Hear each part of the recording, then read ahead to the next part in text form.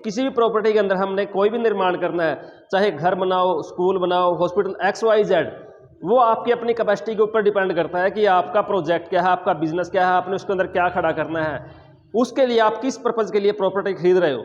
हमारा main target है कि आप किसी भी प्रॉपर्टी में अपने जब अपना हाथ डालते हो तो सबसे पहले यह देखो कि वो प्रॉपर्टी आपको फ़ायदा देगी या नहीं देगी। मोस्टली जो डेड प्रॉपर्टी है वो आसानी से नहीं बिकती और अच्छी प्रॉपर्टी आसानी से नहीं मिलती, क्योंकि जो अच्छी प्रॉपर्टी है वो मालिक को भी ग्रोथ देती हैं और जो नेगेटिव प्रॉपर्टी है वो मालिक को भी ले बैठती हैं।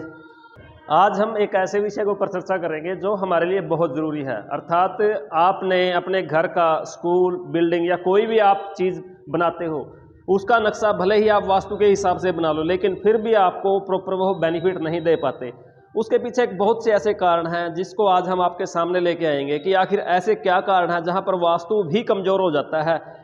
उसकी हकीकत को समझने के लिए आपने इस वीडियो को ध्यान से देखना है, क्योंकि वास्तु की जो शुरुआत है वहाँ से होती है जहाँ से आप किसी प्रॉपर्टी में हाथ डालते हो।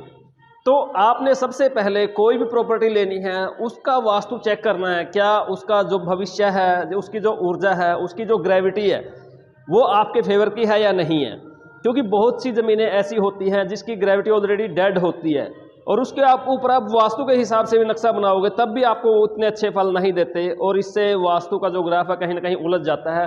कोई अच्छा वास्तुशास्त्री आपको आके उसका नक्शा प्रॉपरली बना के दे दे और उसके आसपास का जो दायरा चेक ना करे तो वह भी आपको अच्छे फल नहीं देता। इसलिए आज हम उस चीज़ को समझेंगे कि किसी भी प्रॉपर्टी के अंदर हमने कोई भी निर्माण करना है, चाहे घर बनाओ, स्कूल बनाओ, हॉस्पिटल, XYZ, वो आपकी अपनी कैपेसिटी के ऊपर डिपेंड करता है कि आपका प्रोजेक्ट क्या है, आपका बिजनेस क्या है, आपने उसके अंदर क्या खड़ा करना है, उसके लिए आप किस पर्पज़ के लिए प्रॉपर्टी खरीद रहे हो। हमारा मेन टारगेट है कि आप किसी भी प्रॉपर्टी में अपने जब अपना हाथ डालते हो तो सबसे पहले यह देखो कि वो प्रॉपर्टी आपको फ़ायदा देगी या नहीं देगी। उस चीज़ को समझने के लिए आज हम आपको यहाँ पर कई ऐसे फार्मूले बताएंगे जिससे आप समझकर अच्छे से अनुमान लगा सकते हैं कि जो प्रॉपर्टी आप खरीदोगे या खरीदने वाले हो या खरीद चुके हो उसका भविष्य कैसा है, या जिसका आज भविष्य अंधकार में है, जिसका सिस्टम खराब हो चुका है, उन्होंने वो प्रॉपर्टियां खरीदी थी जो आज आपको यहाँ पर बताएंगे कि डेड प्रॉपर्टियां कौन सी होती हैं। सबसे पहले हम यहाँ पर आपको एक टेम्परेरी नक्शा बना के दिखाते हैं। कोई भी प्रॉपर्टी जो मेन होता है, मतलब जैसे ये एक प्लॉट है, इस प्लॉट के ऊपर कोई भी रास्ता सीधा आके यहाँ पर ख़त्म हो जाता है, अर्थात जो ये बनता है, किसी भी रास्ते के सामने वाला प्लॉट या कोई भी आप ज़मीन खरीदते हो कुछ भी बनाने के लिए, तो वह लगभग 90% नेगेटिव होती है। तो कोई भी ऐसी ज़मीन खरीद बनाने से पहले, उसके ऊपर कोई निर्माण करने से पहले आपको यह देखना ज़रूरी है कि वह रास्ते के सामने तो नहीं है, क्योंकि जितनी भी एनर्जी होती है वो सीधी आके उससे टकराती है और यहाँ पर एयर का फ्लो बढ़ जाता है। जब कोई एक तत्व बढ़ेगा तो अन्य तत्वों का सिस्टम अनबैलेंस हो जाएगा और इसके कारण यहाँ पे नेगेटिव एनर्जी का फ्लो बढ़ जाता है, जिससे ओपरी पराई वटेवर जो भी है, भूत प्रेत के सीन भी यहाँ पर खड़े हो जाते हैं। आप यहाँ पर कोई कंस्ट्रक्शन करते हो, कोई बिल्डिंग बनाते हो, तो कल को उसके अंदर नुकसान होते हैं। कोई बंदा मतलब काम करते करते उसको कोई दिक्कत आ जाती है, या फिर काम पूरा होने से पहले ओनर चल बसता है। तो बहुत सी ऐसी चीज़ें हैं, मतलब ऐसे पॉइंट का विशेषकर ध्यान रखना बहुत ज़रूरी है कि आपने कोई भी प्लॉट या कोई प्रॉपर्टी खरीदते समय इस चीज़ को देखें कि वह रास्ते के सामने तो नहीं है। इससे अलग मान लीजिए कोई ऐसा प्लॉट है, ये जस्ट टेम्परेरी स्क्वायर हो सकता है और यह प्लॉट गली के एंड पे है, या गली का जो लास्ट, इसको लास्ट मकान बोल सकते हैं, रास्ते का लास्ट प्लॉट बोल सकते हैं। इससे आगे जाकर रास्ता बंद हो जाता है तो ऐसी प्रॉपर्टी भी लेने का फ़ायदा नहीं है, क्योंकि यहाँ पर आने से सभी तरह की एनर्जियाँ रुक जाती हैं। जहाँ पर एनर्जी ही रुक गई, बंदा कैसे ग्रोथ करेगा? समझने वाली बात है ना। मतलब जहाँ पर आगे सभी चीज़ें रुक गई, अर्थात यहाँ पे आगे सीधी टकराई, दाएं बाएं हो गई, यहाँ पर इसका फ्लो ज़्यादा हो गया और ये एंड मोमेंट पे है, तो यहाँ पर भी एंड होने में टाइम नहीं लगेगा, ये उड़ा देता है, यहाँ पर एंड हो जाता है। और ठीक ऐसे ही मतलब आपने स्टेप बाय स्टेप हर एक चीज़ को देखना है। यह एक बहुत बड़ा विषय है जिसके ऊपर आज हम यदि पूरा दिन भी लगाएं तो भी कम है। यहाँ पर दो चीज़ें, मतलब रास्ते के सामने वाला कोई प्लॉट और गली या रास्ते की आखिर वाला कोई प्लॉट लेने में कोई फ़ायदा नहीं है। फिर इससे आगे हम चलते हैं। मान लीजिए यही प्लॉट है, इसकी डायरेक्शन लिख लेते हैं, ईस्ट वेस्ट नॉर्थ साउथ। कोई भी ऐसा प्लॉट हो, कोई भी ऐसी प्रॉपर्टी हो, कुछ भी इसका सबसे मेन देखा जाए साउथ में, साउथ वाले पॉइंट पे कहीं भी कोई वाटर सोर्स नहीं होना चाहिए। यहाँ पर कोई तालाब हो जाता है, कोई पानी का बड़ा सोर्सेज हो जाता है, यदि वो हो और यहाँ पर प्लॉट आ जाता है तो भी यहाँ पर एनर्जी 90% नेगेटिव होगी, जिससे सिस्टम खराब हो जाता है और वह प्रॉपर्टी कुछ टाइम में डूब जाती है। जिसकी यह प्रॉपर्टी जिससे लोगे तो वह भी डूबा हुआ होगा और जो उसमें जाएगा वह भी डूब जाएगा।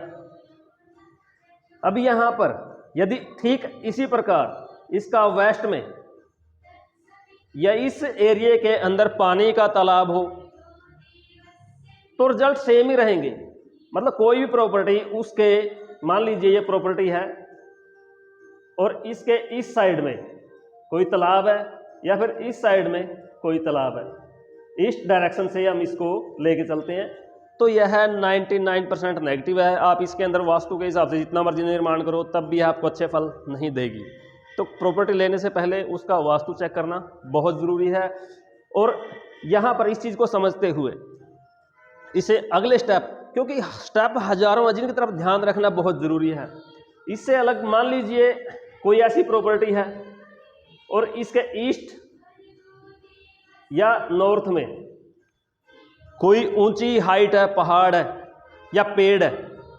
मतलब पेड़ भी हाइट में आते हैं, पेड़ तो चलो जर्नली कुछ टाइम के बाद रिमूव हो जाते हैं।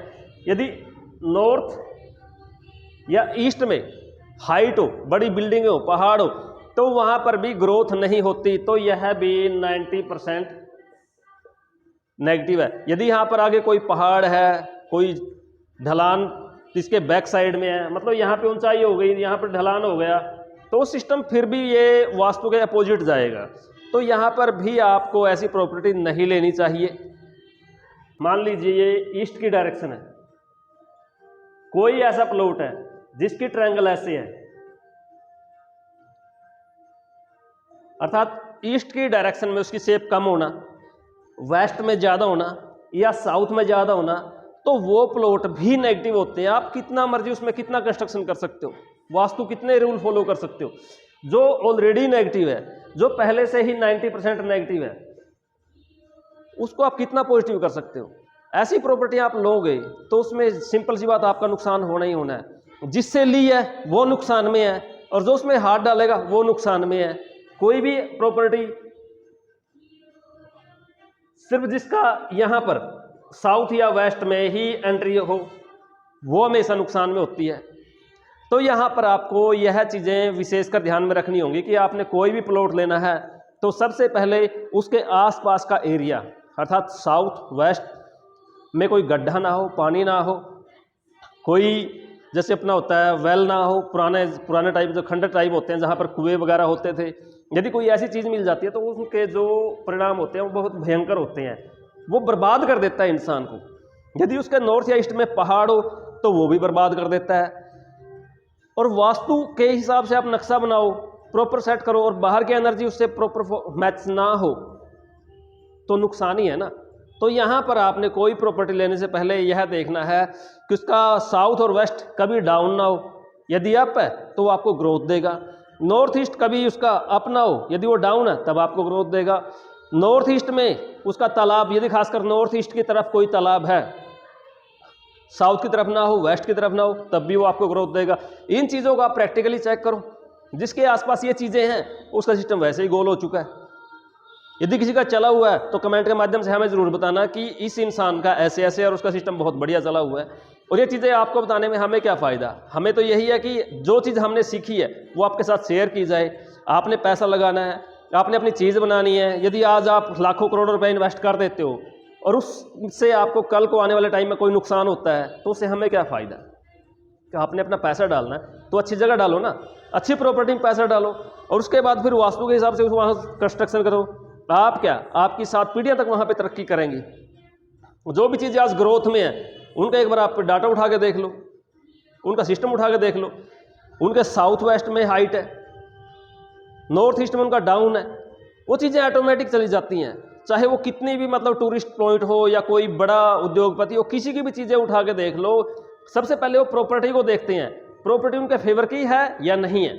यदि आप ऐसे काम करोगे, ऐसी चीज़ों की तरफ ध्यान देके चलोगे, तो ज़िंदगी में नॉन स्टॉप आपकी तरक्की होती रहेगी। यदि इग्नोर करोगे, या जिसने भी इग्नोर किया है आज उसके हाल देख लो कैसे हैं। ये छोटी छोटी चीज़ें हैं जिनके ऊपर अपने ध्यान देना बहुत ज़रूरी है।